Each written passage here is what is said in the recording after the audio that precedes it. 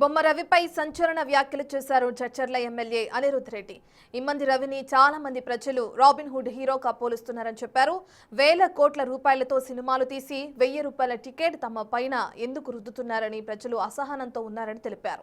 వేల కోట్లతో సినిమాలు తీస్తే అక్కడ బాగుపడేది ముగ్గురు అని, వారు నిర్మాత, డైరెక్టర్, హీరో అని చెప్పారు.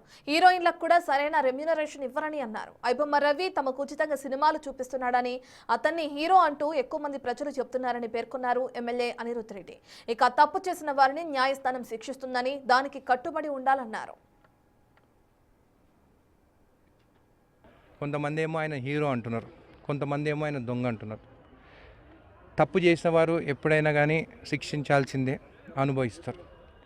ప్రొడ్యూసర్లు 1000 కోట్లు పెట్టి, అంటే నా సూచన కూడా, నా అభిప్రాయము, ప్రొడ్యూసర్లు 1000 కోట్లు పెట్టి 1000 రూపాయల టికెట్లు పెట్టుకొని దోచుకునేది కూడా తప్పని చెప్పేసి కొంతమంది ప్రజలు కూడా నాకు చెప్పడం జరిగింది.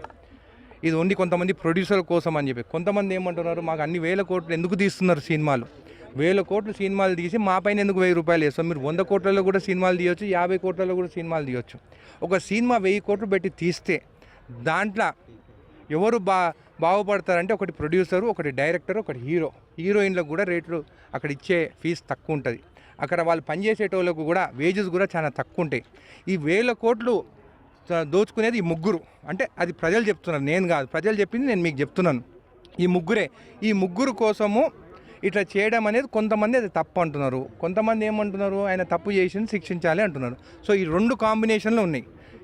ఎక్కువ మంది ప్రజలు ఏమంటారంటే బొమ్మ రవి మాకు తక్కువ రేట్లో రూపాయలు లేకుండా మాకు సినిమాలు చూపించిందని ఆయన హీరో అంటున్నారు. అంటే ఆయనను ఒక రాబిన్ హుడ్ లాగా చూస్తున్నారు ప్రజలు. కాబట్టి ఇప్పుడు ఏదైనా కానీ న్యాయస్థానం ఉన్నది.